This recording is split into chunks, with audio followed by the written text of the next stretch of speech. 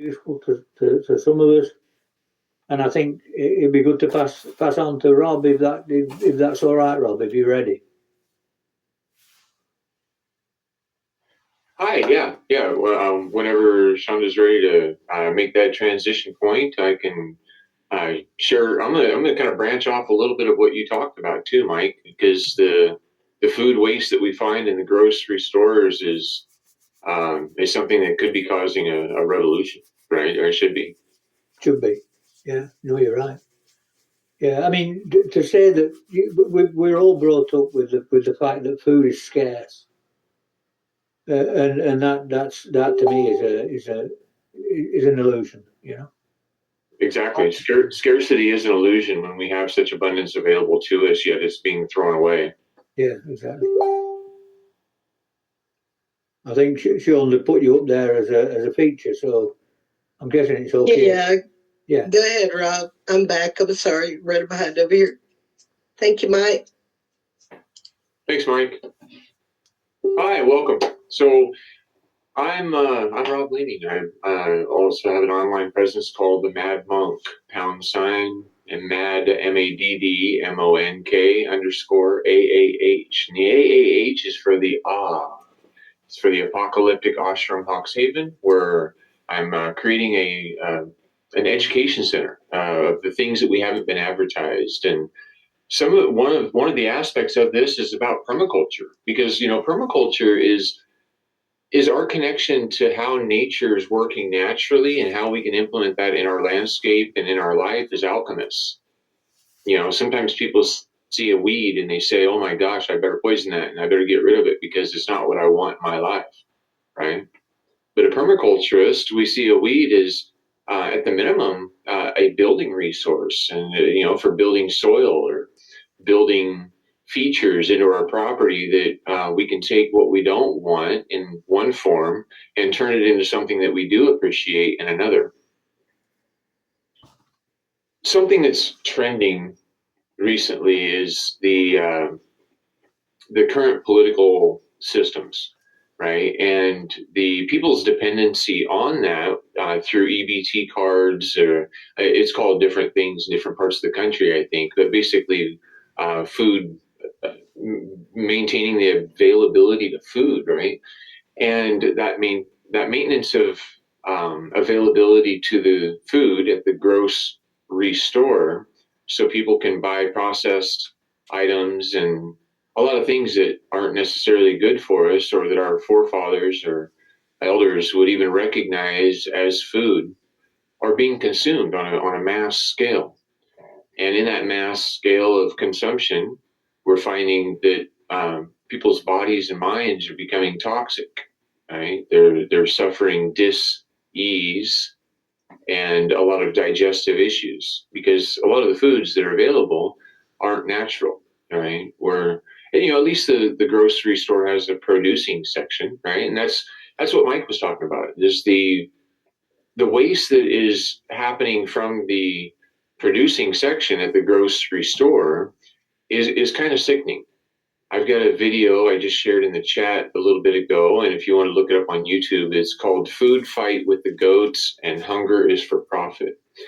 And I talk for a little bit about some of the food that my friends and I have gathered from grocery stores and the abundance, right? Because everything is $3 or $4 a pound. And so not as many people are buying it as much as it's being placed upon the shelf. And how many hands are on your food from where it's grown at the source to where it's available at the stores, right? I had some maybe they're homesteaders, I hope so. They're homeschoolers at least. And so the kids are getting a quality education on reality rather than what somebody somewhere said in his storybook, right? They're learning about natural ways to be able to exist that we are using right here at Hawkshaven with permaculture that reduce fire and flood and erosion and drought and famine and homelessness. These ideas of permaculture that take what nature does naturally and they bring it into one space where the elements are being managed in a way that it promotes abundance. And when you can grow abundance in the desert, Well, you can grow abundance anywhere that gets a little more water, right? Because here in Yakima County, we get about 8 inches of annual rainfall. So the only cucumbers that grow is where you're actually watering and where you've improved the soil a little bit, right? But when these homeschoolers were coming through one of the gardens, they were in a big cucumber patch, and they said, "Well, what are these? They look like big pickles." I'm like, "Yeah, well, those called cucumbers, and they can turn into big pickles if you were to pickle them." And one of the little girls asked, "Well, hey, can I have one?" I said, "Yeah, sure. You just got to move the leaves around, and you can find them. And and if you grab one, you can use your pocket knife, and you can have a little snack." Well, she looked around for a little bit, and she reached down and she grabbed it, and right away she was like, "Oh my gosh, it's pokey." I said, "Well, yeah." I said, "Is that the first time you've ever had a cucumber that hasn't been touched by anyone?" And she said, "Well, I guess so." So I said, "All right, well, just go and take it out of the ground. You just kind of rub it off. You rub the pokies off. That's kept it from the rabbits eating all of them up from you, for you, right? The squirrels and the rabbits, maybe they're avoiding that so that way you can have it." The kids saw food growing from a seed into an abundance that was natural. And they loved having a snack of little cucumber chips, right off the blade of a pocket knife, instead of being sliced into pre-selected thicknesses by a machine somewhere else and then packaged in plastic instead of in nature's wrapper, its own peel, right? Its own it's already provided the right packaging that decomposes and provides the nutrients for that kind of plant to grow again. One of the things that also is growing in this world today is fear, right? Because we talked about the EBT cards maybe being shut off or being reduced significantly. And so what does that do? That opens up a void. That takes a lot of money that wasn't being effectively spent on nourishing our population away from the grocery stores. And hopefully that's going to put it into local gardens, because local gardens are what solve life's problems. Like Mike suggested, seeds are so important because, I can eat an apple or I can eat a pear or a tomato or a cantaloupe or all of these things that contain the seeds, the knowledge, right? The knowledge and the DNA blueprint for that food to grow. And I can count how many seeds grew in that piece of fruit. But the thing I can't count, not logically or rationally or with any kind of accuracy, is how many pieces of fruit can grow from each of those seeds. Right? That's something that we need to be considering. I've got onions growing all over the place here that are they were waste from the grocery store because they started growing again, right? And instead of moving them to the garden center, just like the potatoes, the potatoes at the grocery store start to grow eyes and they become trash. But then if you go to the gardening center, they have ones packaged in plastic that are labeled as potato seeds, and now those are worth money again. Right? So we have to recognize that what has been advertised to us as perfect produce has taken a lot of energy, and maybe a quarter. I think I'm being I think I'm assuming a little bit much at a quarter, but I think that less than a quarter% or less than 1/4 of what is produced is actually being consumed. The rest is being thrown away because it's too big or it's too small or when it's packaged for your convenience and one of the items starts to rot, it has a blemish and it takes the rest of the bag with it because the bag is labeled with a barcode, and that barcode means control. It's a controlled item. It means that there's probably 3.2 pounds and it's going to be specifically $9.99 and you get this many products, right? This many of a product. Is that the way that we should be doing things though? Right? I mean, and we're centrally making these items available if you can afford it. versus having them available like nature does naturally in diversity, spread out throughout the neighborhoods. We have the squirrels living in one neighborhood. We've got rabbits living next door, and we have, Mr. Badger down the street, or Mrs. Smith, right? But Mrs. Smith is growing grass because the foods are coming from the grocery store because that's where she's been doing it for a long time. Luckily, with awareness, and when we have ideas that are presented to us that make sense, the pain of experiencing a loss of something can become desire for creating a better way, right? When we have pain in our life, we have a desire to create change. When we have an experience that's uncomfortable, it creates a certain level of pain or alarm, and we're going to move in a better way, right? I mean, you don't move towards the fire when that forest fire you see is destroying everything in its path. That's one of the great things about platforms like this is, maybe myself and Mike are sharing some ideas about permaculture, and a little bit later on, we'll have other gentlemen and ladies talking about the benefits of hemp and how we can build our homes so they don't burn so easily. Right? Our homes are one of the biggest investments that people are going to make in their life, but yet most are building it out of matchsticks and petroleum, and then having to pay expensive insurance policies to make sure that your investment will be covered when it's destroyed in fire, right? Or mold, or water, or flood, or earthquake. Luckily, there are solutions to these problems that we're facing. Somebody had asked earlier about what is something we should be doing with the seeds, right? And because they can seem to be in abundance. If all we do is gather the seeds, they can become a burden, you know.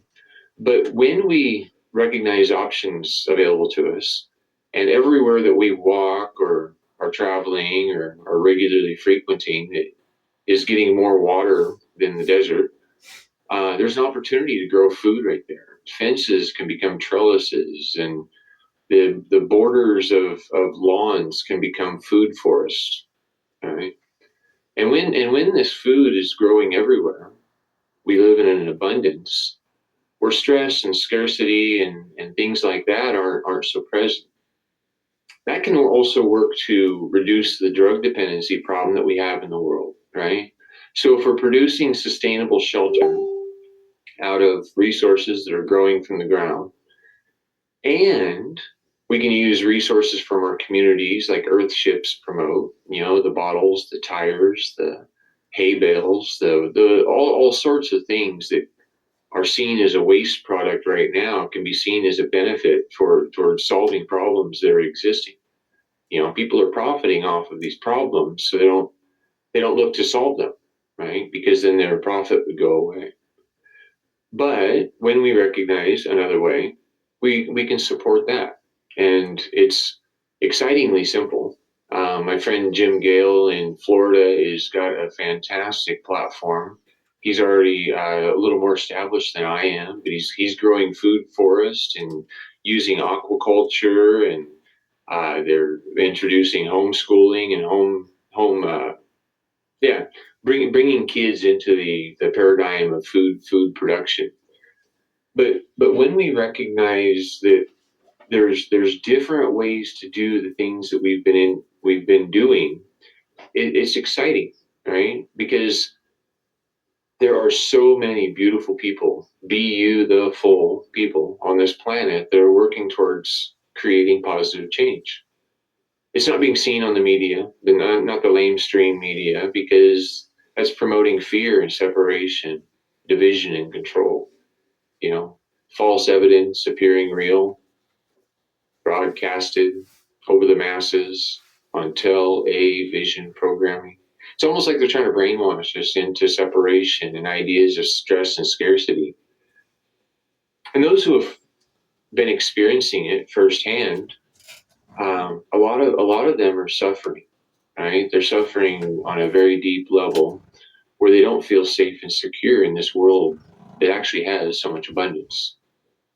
So they choose drugs to find as a distraction from their right now moment. One of the other aspects that I introduce to people here is meditation and yoga. And I've coined whatever a meditation I call heavily meditated, and then it has an underscore AAH just to be unique, right? But it's mastering the right now moment so we can create health, happiness, peace, and abundance in our right now moments. What we are doing and what is within our control.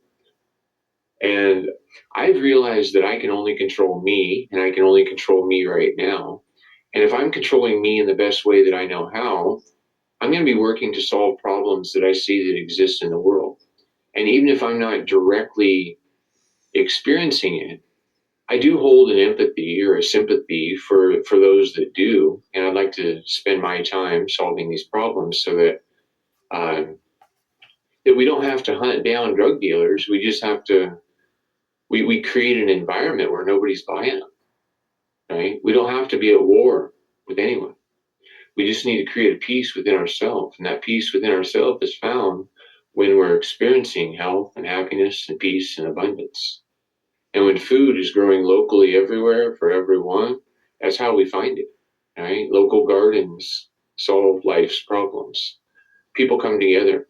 People share their abundances. They share their knowledge. They share their time. And instead of watching television, we're watching the food grow. We're watching the children play. We're having communities that come together and we learn each other. We learn from each other. We hold each other accountable in all ways. And when people are held accountable in all ways, their actions become ones that they're willing to be held accountable for. Right? And I just want to make sure I'm hitting on all my notes here of what I really wanted to say today. It's an exciting time for us to be alive, right? And it's a time of re-love-ution, right? It's about putting seeds into the ground of the things that we want to grow. It's about creating systems that are parallel. They're options. And one of the options that people have not yet become aware of is the ability for us to operate from the private domain.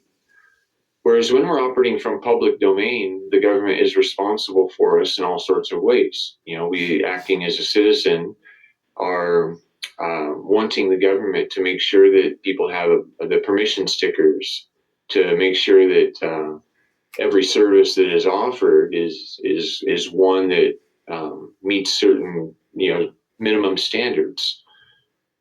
But in the private domain, we have to rely on our reputation and our knowledge and our expression as self. Right? We have to be accountable for who we are because nobody else is being accountable for us. And that's I've tattooed people without a health department certification letter, right? But people recognize that in my space, it's sanitary, and in my techniques, it aligns with health protocols. Just like I don't have any pieces of paper, just let you know that I can talk about permaculture or I can talk about spirituality. But I've started my own ministry, and it's called Free Will Ministry with the underscore AAH. This is a tool of unification.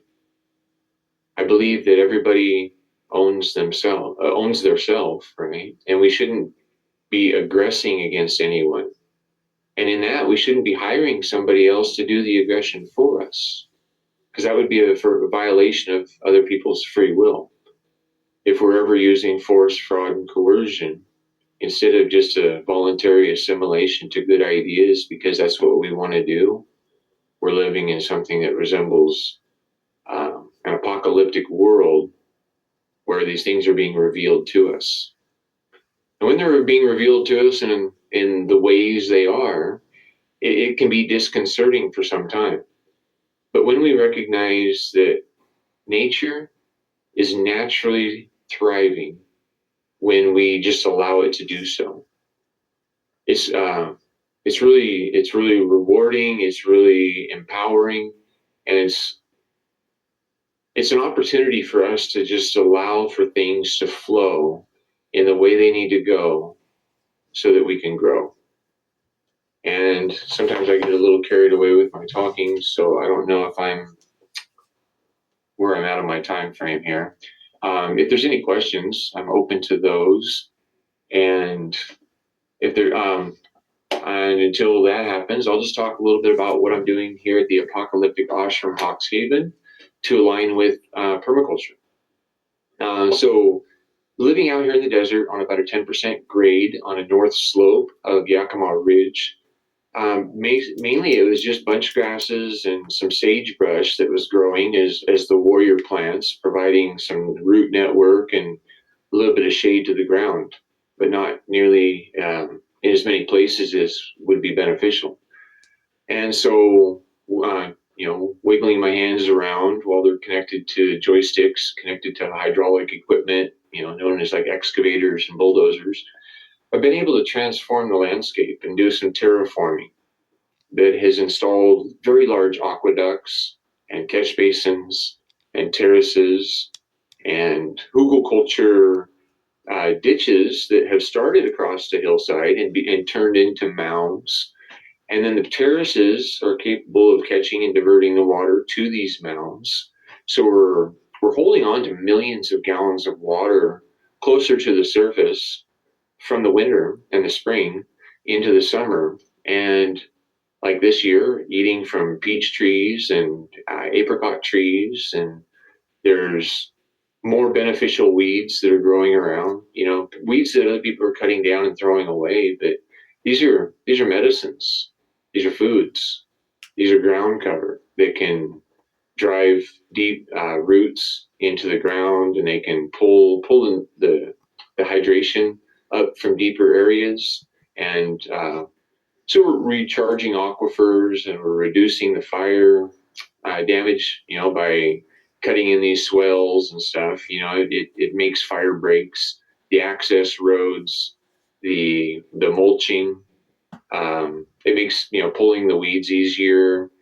It's just, there's so many benefits to the terracing, the mulching, the hugelkultur, the reuse of materials from town, pallets, thousands of pallets and tires being implemented in the landscapes to provide structure or windbreak or shade or water conservation. There's a lot of neat things going on here. I've learned from a lot of really inspiring people from all over the planet and their projects, and I've been implementing as many things as I can implement into one space. And when people come here and they walk through for a few hours, it's really a shock about why aren't we implementing these things on a very large scale, right? Because they make sense. And these aren't all my ideas. These are just an accumulated experience of what I've been gathering over the decades that I've been interested in water conservation and how we can reduce the problems that we see in the world. I will. Is there anybody having a question? Yeah, I'll jump in here really quick. So you mentioned horticulture, and of course, being the founder of the Earth Mother Permaculture Research Institute, I'm quite familiar with it. We have quite a bit of it in our core curriculum about that. But can you actually explain what horticulture is and how how do you build these beds? I think that would be interesting. Yeah. So I live about a 15 to 20-minute drive from the local city.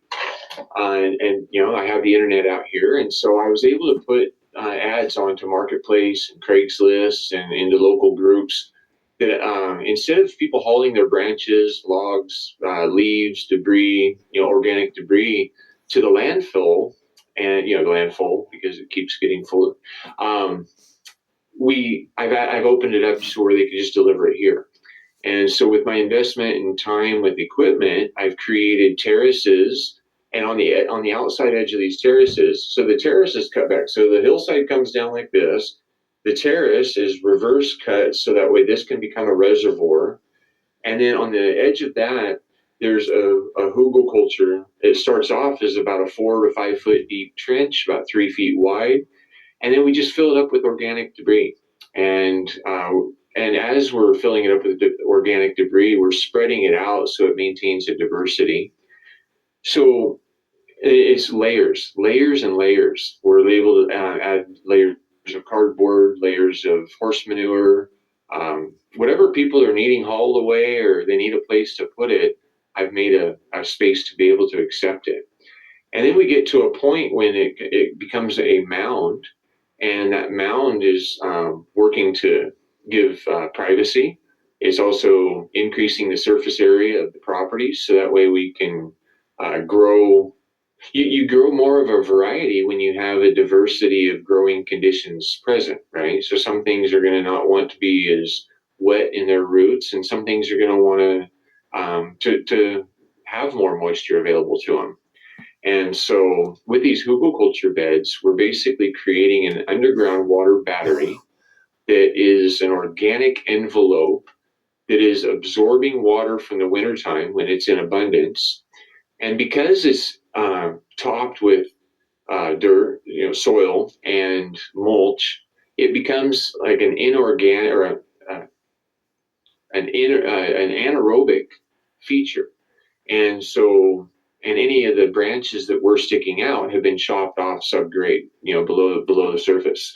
So it doesn't act as a wick to dry out the hugelkultur berm. But while these are working, and they work for decades before they're fully decomposed, but when they are fully decomposed, they've created fantastic soil.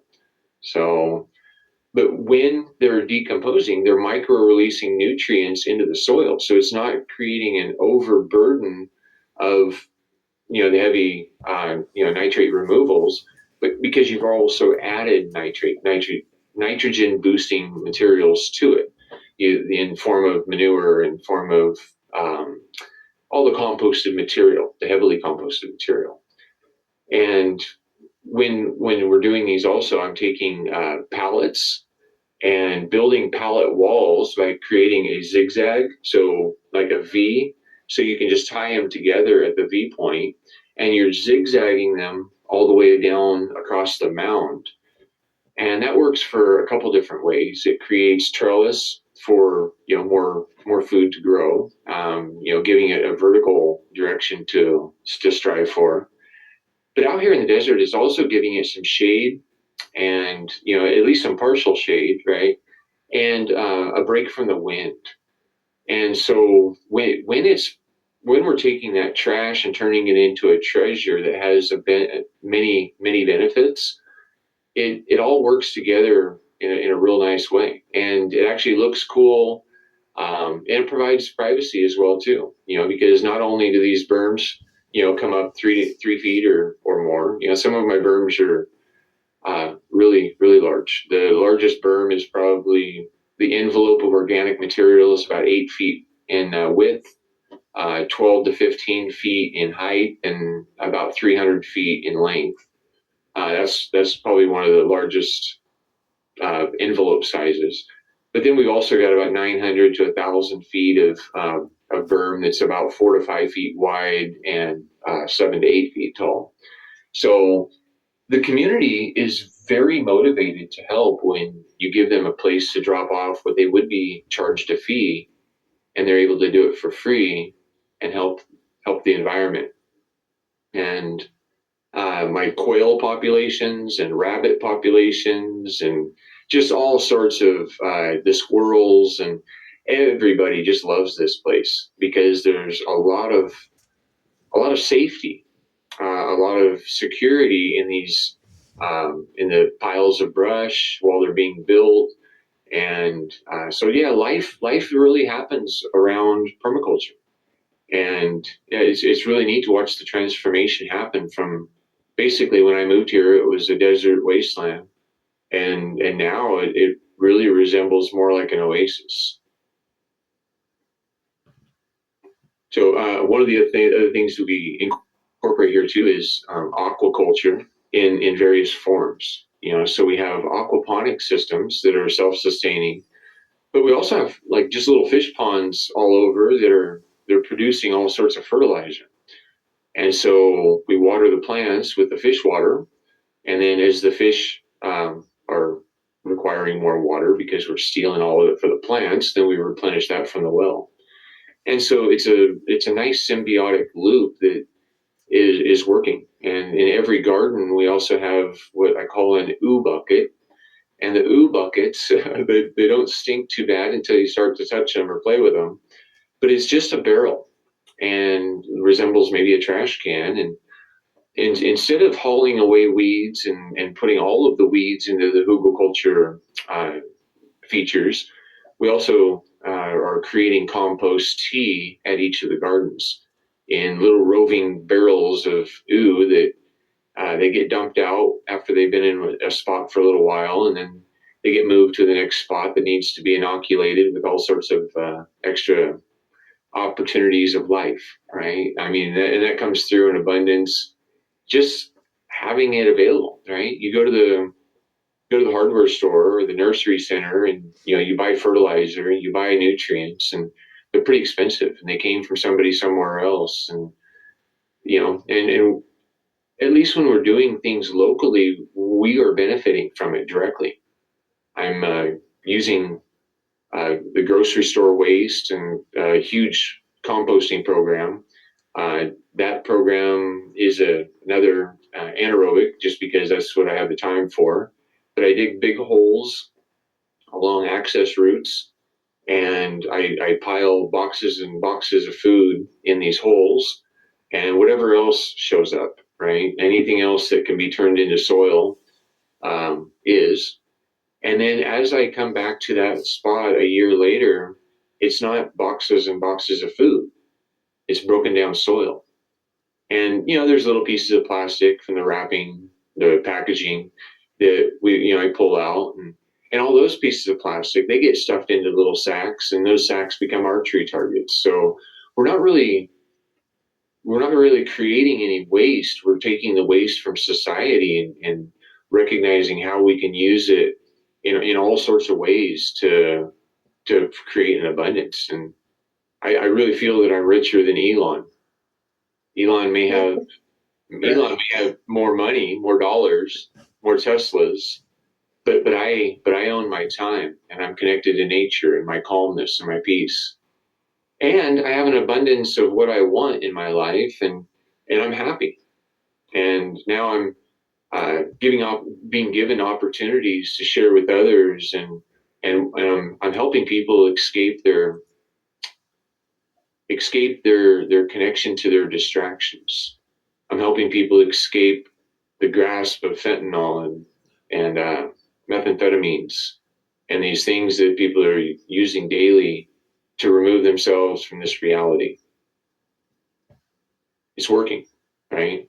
I know it. I'm seeing it. And there's people that they're several years clean now because they visited this place, they've seen another way, and now they're living aligned with what they want their life to look like rather than what they've been experiencing so far.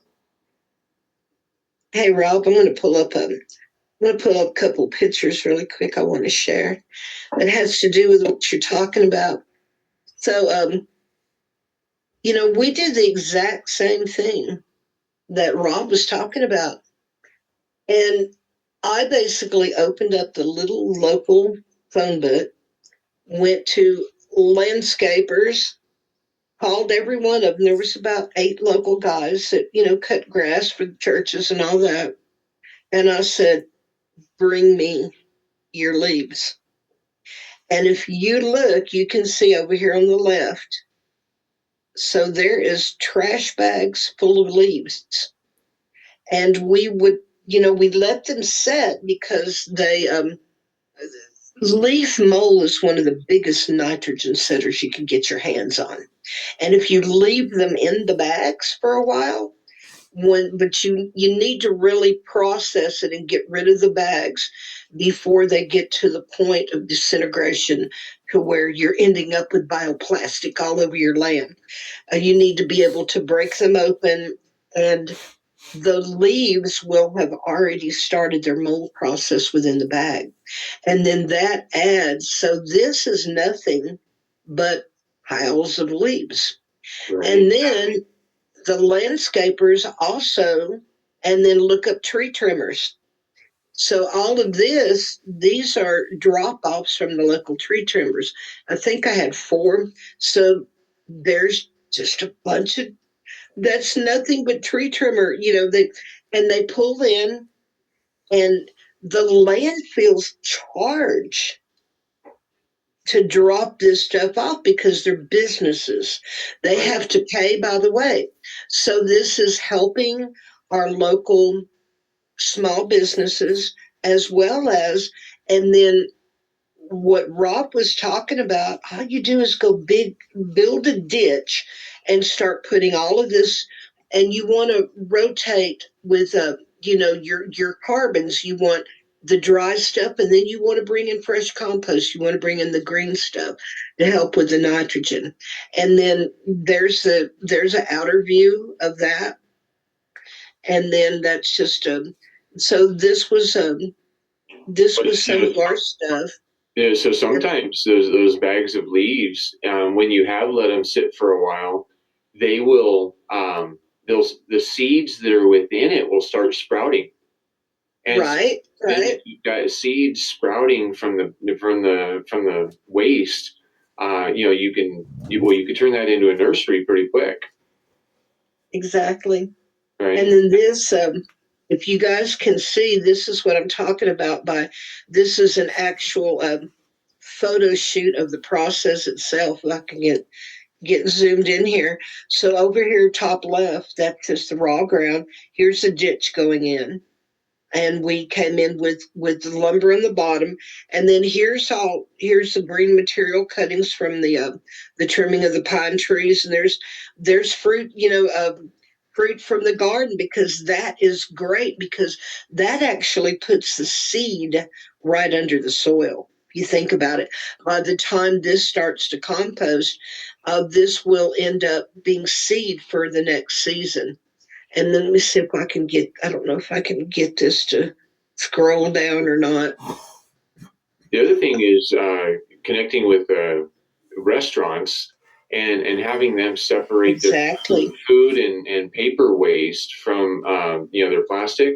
There's a lot of waste happening, at the restaurants as well.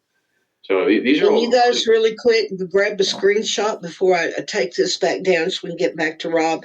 Because it's important to know how to spell that, because it's actually spelled with a K instead of C on the culture. right. So it's Hugel culture. And if you look that up, there's no E on the end of it. It's a German word, which is basically means mounding. What is it again? Do you remember it? Mound culture. Mound culture, right? And So so you can go to YouTube and just put that word in, and it will bring up thousands of videos. So let me get back out of here really in the quick. chat, I shared the link to my YouTube channel, and my YouTube channel is called Free Will. The easiest way to find it, though, because if you try to search for free will on YouTube, there's all sorts of pages that will pop up and tell you it doesn't exist, right? Because you're a victim of the skin suit and everything's been determined. But if you type in # Mad Monk MADDMONK _AAH and free will, you can find it that way. And I share a lot of what I've been doing here. I've got over 740 videos, I think, of permaculture, of the transformation that's been happening here over my time on YouTube.